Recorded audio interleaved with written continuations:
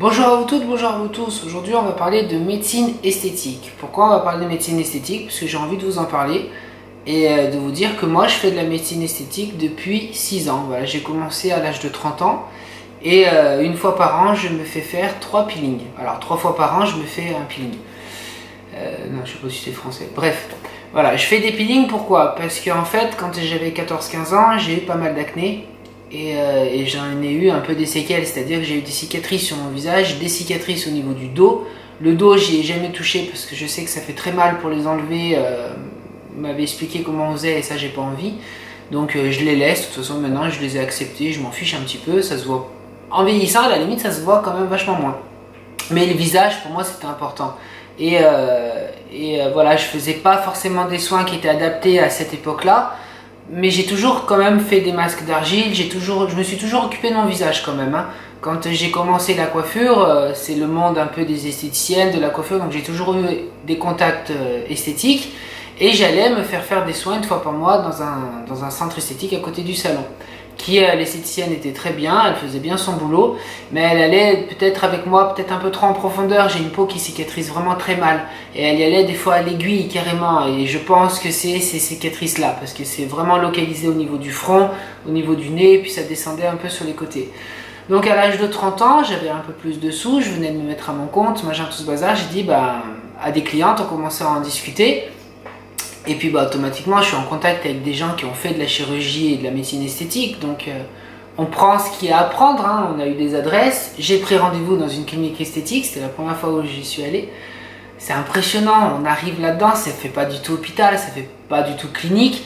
C'est un palace, quoi. Franchement, oui, il y a de l'argent. De toute façon, c'est des métiers où ils gagnent bien leur vie. Et je trouve que c'est un métier où ils méritent de gagner leur vie, parce que attendez, ils travaillent sur notre visage, hein, ils ont quand même une responsabilité de nous avoir un beau visage ou de nous défigurer, donc je pense que voilà. Alors là, il y a de l'argent, il y a de l'argent.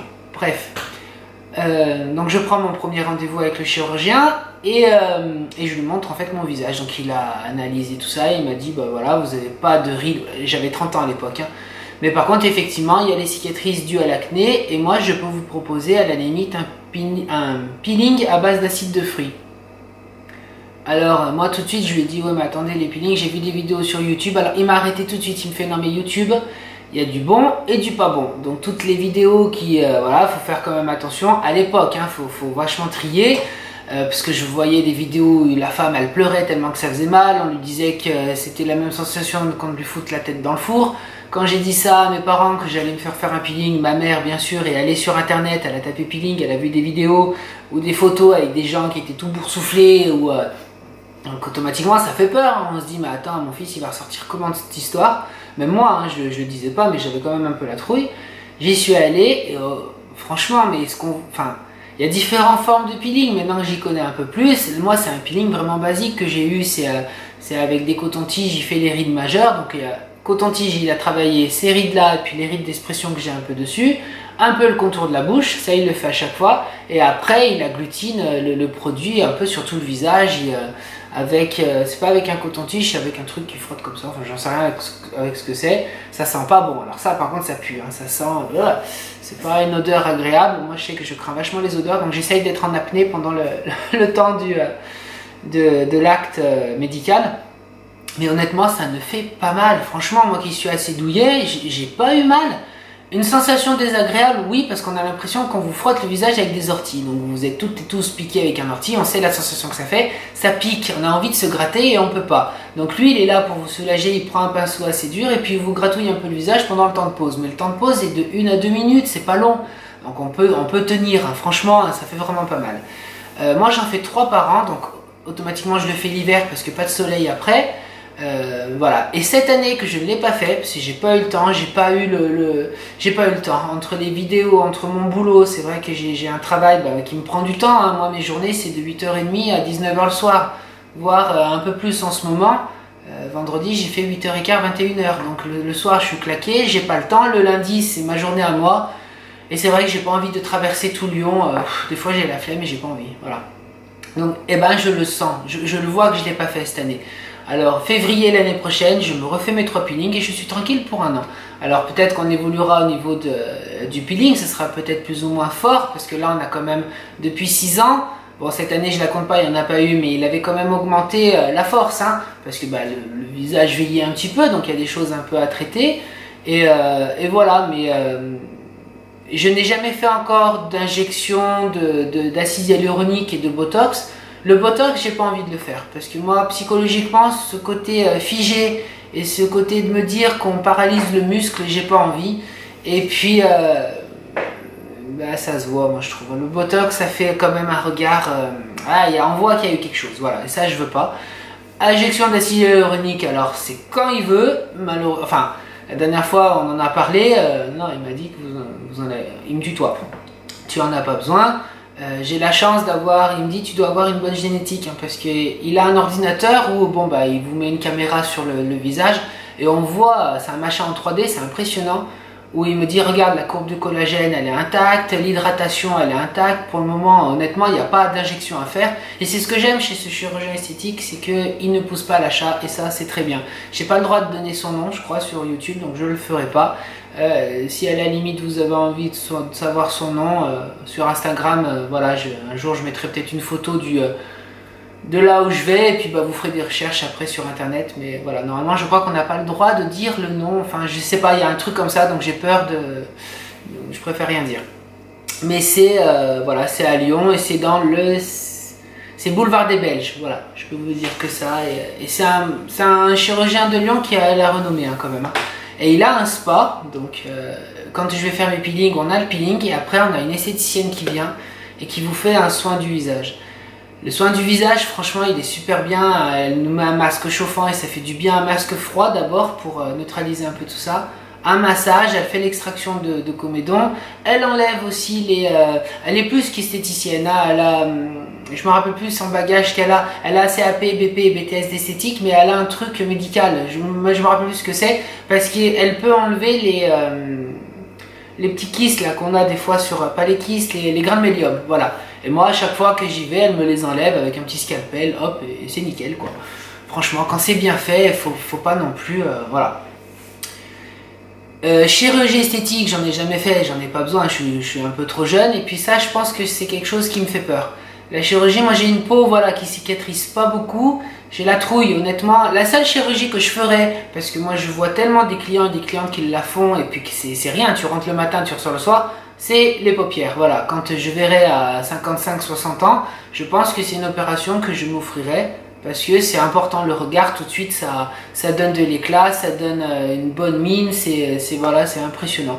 Mais moi je pense que je dirais toujours la vérité, parce que quand je vois des interviews à la télé ou dans les magazines, quand on dit aux stars, oh là là, mais c'est quoi votre secret, et qu'elles vous répondent toutes la même chose, et bah je mange ci, je mange ça, je bois des jus de légumes alors qu'elle a un chirurgien esthétique 2-3 fois par an, il arrive un moment où elles sont plus crédibles, quoi, voilà. Donc à la limite, maintenant quand je vois interview beauté de Parlimpinpin ou Tartampion, je m'en fous. Une actrice de 70 ou un acteur de 80 ans qui a pas une ride, interview beauté, qu'est-ce que tu fais pas, je les lis même plus parce que c'est des conneries. Il arrive un moment où la seule, une des seules que j'adore, c'est Jane Fonda. Elle le dit, qu'elle a été refaite, elle dit qu'elle a des prothèses, elle dit que... Ben, ça je trouve que moi c'est super, c'est hyper courageux de le dire, mais quand on entend des comédiennes là qui ont 60 ans, qui ont un visage, un beau visage, attention je veux pas non plus, mais qu'elle te dit ah bah, je dois ça à ma génétique et puis je bois des jus de légumes, et arrive un moment, et puis ah oui je fais de la méditation, j'ai fait un grand travail sur moi, j'ai beau faire tous les travaux sur moi et méditer, et mes rides je les ai et elles partent pas, donc il arrive un moment où c'est n'importe quoi. Je pense quand même qu'il faut assumer l'âge, il faut accepter de vieillir. Moi, là je vais le dire parce que on l'a vu et c'est vrai que finalement il y en a qui voient beaucoup de choses hein, sur les vidéos YouTube, mais l'autre fois on m'a dit ah bah tiens tu as des cheveux blancs. Oui, j'ai des cheveux blancs, j'arrête les couleurs parce que voilà, je trichais jusqu'à maintenant. Je faisais des couleurs de mes cheveux parce que j'acceptais pas mes cheveux blancs.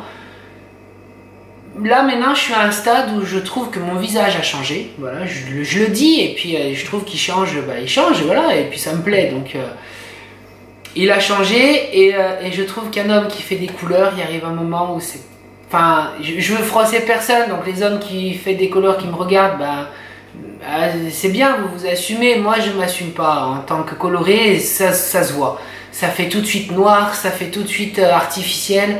C'est galère parce que les pâtes, quand elles repoussent, au bout de 15 jours, on a le blanc qui arrive ici. Moi, je me coupe les cheveux tout seul, donc automatiquement, je fais la couleur au salon. Hein, c'est galère parce qu'on est en train de se couper les cheveux ou on est en train de se colorer. Il y a un client qui arrive, alors on a l'air fin, on a la couleur sur la tête.